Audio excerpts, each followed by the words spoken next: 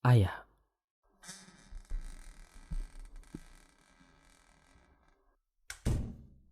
Suara pintu yang aku tutup penuh hati-hati. Sudah menjadi rutinitasku melakukan itu untuk memaklumi rutinitas ayahku yang selalu menungguku sampai tertidur di sofa ruang tamu dan baru bangun untuk pindah ke kamarnya saat aku sudah tiba. Entah sampai kapan, rasa khawatir yang menurutku berlebihan untuk putra sulungnya yang sudah seperempat abad ini. Baru 3 langkah aku berjalan, beliau langsung terbangun dari tidurnya. Sambil membenarkan posisi tubuhnya untuk berdiri, dia membuka obrolan.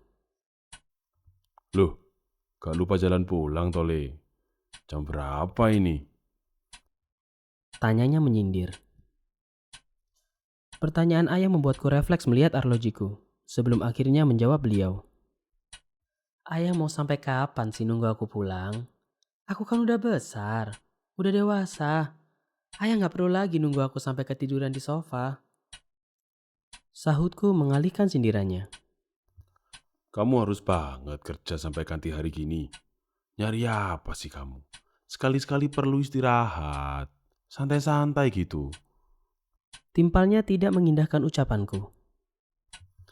Ayah, susah ngebolehin kamu kerja gambar-gambar gitu itu ya. Ini alasannya.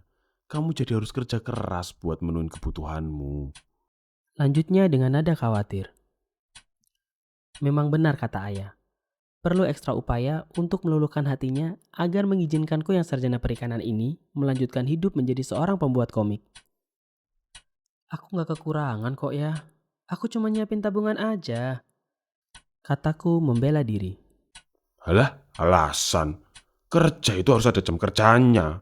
Ngoyo banget. Memang mau jadi apa sih kamu?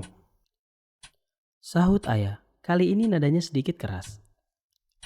Bentakan itu sebenarnya sudah sering aku dapatkan.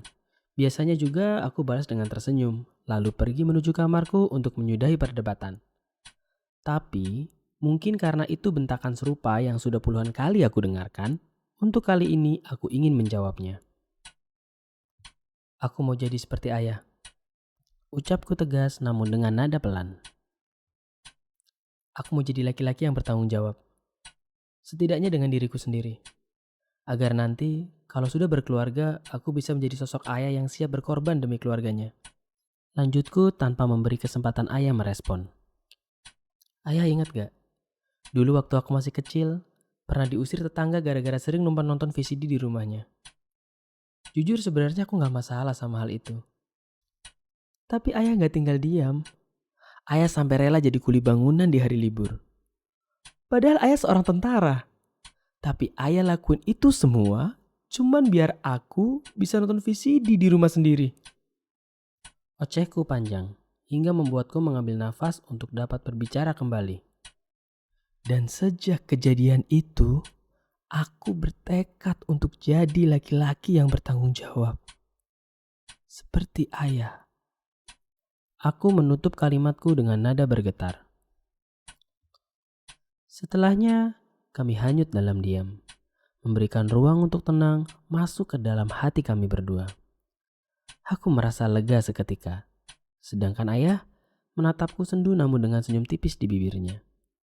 Reaksinya seperti bermakna ganda, antara sedih dan bangga.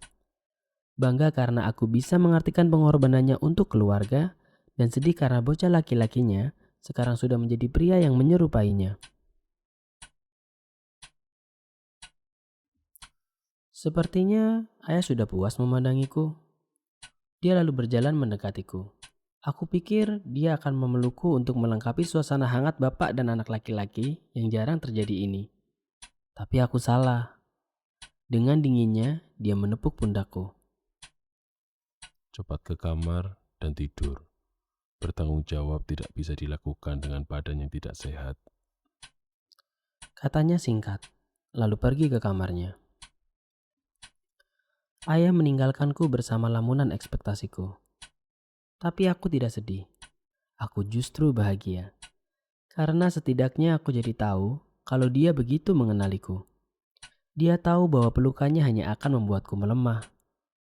Ya, Meskipun tetap saja kejadian tadi membuatku yang melankolis ini tidak bisa menahan tangis.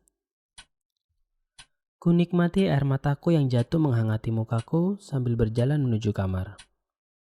Di tengah langkah, aku berbicara dengan nada berbisik. Kata yang sampai sekarang terasa canggung jika aku ucapkan langsung. Terima kasih ayah.